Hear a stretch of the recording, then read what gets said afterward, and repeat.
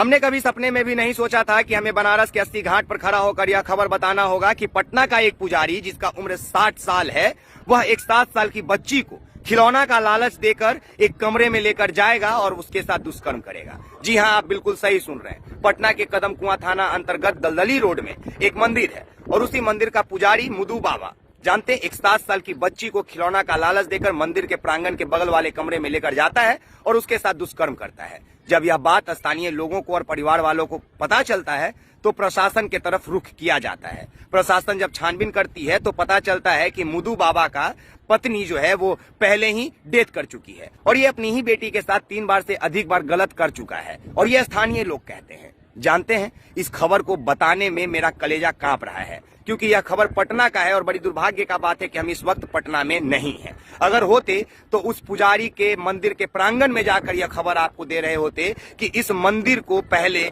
धोना पड़ेगा क्योंकि इस मंदिर के प्रांगण में ऐसा तुच्छ प्राणी रह कर गया है, ऐसा तुच्छ प्राणी देव को पूज कर गया है जो 7 साल की बच्ची के साथ दुष्कर्म किया है। और अगर यह खबर सुनकर आपका रूह कांप रहा है तो स्वयं अपने आप को दोषी ठहराइए इसके लिए, क्योंकि इसकी शुरुआत भी आपने और हमने ही किया है। वरना याद कीजिए, जब श्रद्धा और आफ्ताब की कहानी आई थी सामने, जब टुकड़ों में काटकर फ्रिज में बंद करने की दास्तां आपके सामने रखी गई थी, तब आप लोगों ने बड़ी दिलचस्पी से सुनी थी। टीवी पे 7 दिन तक खबर को चलाया गया था, लेकिन अब किसी को पता नहीं। और एक खबर जो मुंबई से निकलकर 8 जून को आई कि एक मनोज साने नाम का व्यक्ति सरस्वती वैद्य को टुकड़ों में काटकर कुकर में सीटी लगाकर कुत्तों को खिला रहा था और जब दुर्गंध आसपास के इलाकों में फैली, आसपास के पड़ोसियों तक दुर्गंध पहुंची, तब थाना को सूचित किया गया और उसके बाद यह भेद खुल गया। लेकिन अफसोस कि यह 7 दिन तक खबरों में नहीं चला। जानते हैं क्यों? क्योंकि यहाँ पे कोई मुसलमान नाम नहीं था। यहाँ पे 58 साल का जो व्यक्ति था जिसने कुकर में सरस्वती वैद्य को टुकड़ों में काटकर सीटी लगाया था, उसका नाम मनोज साने था और लड़की का नाम सरस्वती वैद्य। इसलिए यह मामला दब गया और पटना का एक 60 साल का पुजारी जिसका नाम मुदू बाबा है, उसने एक 7 साल की बच्ची के साथ रेप किया और यह खबर भी दब गया। पटना के, बिहार के जितने हिंदूवादी संगठन हैं उन सबको सांप सूंघ गया। जितने भी देवी देवता को पूजने वाले लोग हैं वो सभी लोग कुछ दिन के लिए नास्तिक हो गए, क्योंकि कोई भी उस मंदिर के प्रांगण में जाकर इस बात की जिम्मेदारी उठाने के लिए तैयार नहीं है कि हम उस बाबा को बीच चौराहे पे खाल उतार के मारेंगे या फिर हम उस बच्ची के साथ खड़े हैं। यहाँ तक कि उस बच्ची का कोई अता पता भी नहीं है, ना कोई सोशल मीडिया पत्रकार जाकर वहां पे माइक घुसा के पूछ रहा है कि बताइए आप ऐसा क्यों किए। जानते हैं क्यों? क्योंकि यहाँ पे जो पुजारी है वो हिंदू है, वो बाबा है और इसीलिए इन घटनाओं को दबा दिया जाता है। आज सुबह ही एक वीडियो एक्सपोज मीडिया पे अपलोड किए हैं जिसमें शालिनी यादव, जो उत्तर प्रदेश की बस्ती की रहने वाली है, उसमें एक बीजेपी का नेता ने 2 लोगों के साथ मिलकर इस कदर बर्बरता से उसका रेप किया कि उसका पेट का आंत फट गया था। पोस्टमार्टम में यह पता चला। और जानते हैं, ये खबर भी आम लोगों के पहुंच से दूर रही। फिर हम लोग किस समाज में जी रहे हैं और किस समाज में उम्मीद करते हैं कि इंसाफ मिले? किस समाज में? उस समाज में जिस समाज में दोषी सिर्फ मुसलमान हो? नहीं ना, हम इंसाफ के लिए लड़ने वाले लोग हैं। हम भारत के वो बेटे हैं जो अपनी माँ, अपनी बहनों के इज्जत के लिए प्राण हथेली पे लेके चलते हैं। लेकिन पता नहीं हम भारत के बेटों को, हम भारत के बच्चों को क्या हो गया है, जो अपराधियों में धर्म खोजते हैं, जो अपराधियों में मुस्लिम खोजते हैं और जब मुस्लिम मिल जाता है तो उस खबर को बढ़ा चढ़ा के दिखाया जाता है। पता नहीं क्यों।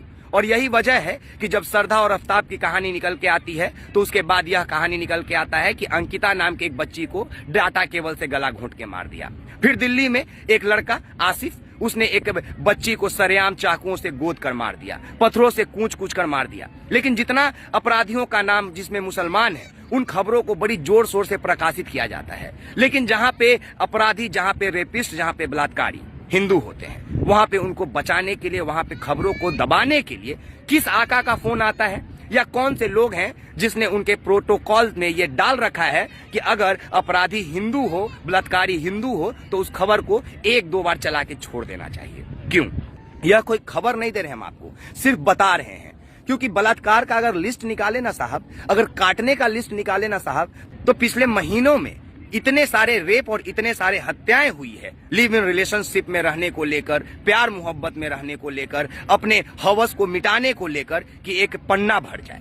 लेकिन हम सिर्फ आज बनारस के 80 घाट से ये बताने आए हैं कि देखिए, हम भारत के लोग हैं, हम हिंदुस्तान के बेटे हैं और जानते हैं हमारा हिंदुस्तान सभी धर्मों को लेकर एक साथ चलता है। फिर हम नफरत के बीज क्यों बो रहे हैं? क्या हम लोग अब जाति अब धर्म देखकर किसी को इंसाफ दिलाएंगे? क्या अब हम जाति और धर्म देखकर किसी के इंसाफ के लिए लड़ेंगे? नहीं ना, ऐसा बिल्कुल नहीं होना चाहिए। जानते हैं, जब कोई हिंदू अपराधी होता है तो आप लोग को साफ सूंघ जाता है। हिंदूवादी संगठन, विश्व हिंदू परिषद, आरएसएस, बजरंग दल, ये सब के सब मर जाते हैं, नास्तिक हो जाते हैं कुछ दिन के लिए।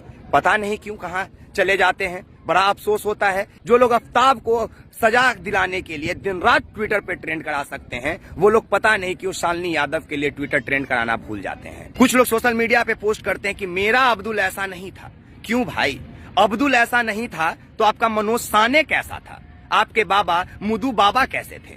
और इसीलिए हम कहते हैं कि हम पुजारियों पे कभी भरोसा नहीं करते हैं, क्योंकि वो लोग भगवान के सामने बैठकर धर्म का धंधा बना लिए हैं। अब आप ही लोग बताइए ना कि कदम कुआं का, दलदली रोड का वो मंदिर का प्रांगण क्या पाप से नहीं सना गया? जहां मंदिर के प्रांगण में 7 साल की बच्ची के साथ वही मंदिर का पुजारी रेप कर दिया। इसमें किसका नुकसान हुआ और किसका नहीं, आप ही लोग बताइए। यह कोई खबर नहीं है, यह सिर्फ आपको बताने के लिए एक संदेश है कि जब आपके आसपास किसी भी तरह का खबर आता है तो आप उसके इंसाफ के लिए लड़िए, ना कि उसके जाति और धर्म को देखकर लड़िए, ना कि जब तक अब्दुल आफ्ताब नाम हो तब तक लड़िए, बल्कि जब मुदू बाबा जैसा पुजारी भी अगर निकल के सामने आता है, जब बस्ती के शालिनी यादव के बलात्कारी बीजेपी के नेता होते हैं, तब भी आपको ट्विटर से लेकर सोशल मीडिया तक यह मैसेज वायरल करके ये कहना चाहिए कि आप बच्चियों के साथ हैं। लेकिन नहीं साहब, जब आप इस तरह का ओछी हरकत करते हैं, जब आप मुसलमानों को जिहादी बताते हैं और जब अपने सोशल मीडिया पे ये पोस्ट करते हैं कि हमारे हिंदू धर्म की बेटियों को बचना चाहिए अब्दुल और आफ्ताब नाम के लड़कों से, तब वो मनोज साने और मुदू बाबा जैसे लोगों के शिकार हो जाती हैं। अपराधी हर जात में, हर धर्म में है। हमारे बच्चियों को जागरूक करना हमारा काम है, लेकिन उससे पहले उनके साथ खड़ा रहना हमारी नैतिक जिम्मेदारी है। हमें किसी का जाति और धर्म देखकर विरोध और सपोर्ट नहीं करना है। हमें इंसाफ के लिए लड़ना है और बराबर इंसाफ के लिए लड़ना है। बाकी आप एक्सपोज मीडिया देख रहे हैं। बनारस के 80 घाट से इस खबर को बताने में मेरा रूह कांप रहा है, क्योंकि मनोज साने ने एक सरस्वती वैद्य को काट के कुकर में सीटी लगाया, कोई आफ्ताब श्रद्धा को फ्रिज में बंद रखा, कोई मिदू बाबा 7 साल की बच्ची को खिलौना का लालच देकर हवस का शिकार बना लिया, कोई शालिनी यादव जब बाजार से सब्जी खरीदने निकली तो उसको बीच बाजार से उठाकर उसके साथ इस तरह बाबरता किया गया कि उसके पेट का आंत फट गया। तो आप ही बताइए ना, इस खबर को बताने में किसका दिल नहीं दहलेगा। बाकी आप एक्सपोज मीडिया देख रहे हैं। मेरा नाम विकास राज है। आपको क्या करना है आप अच्छे से जानते हैं। इंसाफ की लड़ाई बराबर सबके लिए लड़ी जानी चाहिए, और खासकर मेरा संदेश उन लोगों के लिए जो अपने आप को किसी संगठन से जोड़ कर रखते हैं, चाहे वो मुसलमानों का कोई धर्म का संगठन हो, चाहे वो हिंदुओं को कोई धर्म का संगठन हो। आप लोग जब तक अपने धर्म का बचाव गलत होने के बाद भी करते रहेंगे तो सबसे ज्यादा गलत करने वाले लोग भी आप ही के धर्म से सामने निकल कर आएंगे। बाकी आप सभी का बहुत बहुत शुक्रिया। जय हिंद, जय बिहार, धन्यवाद।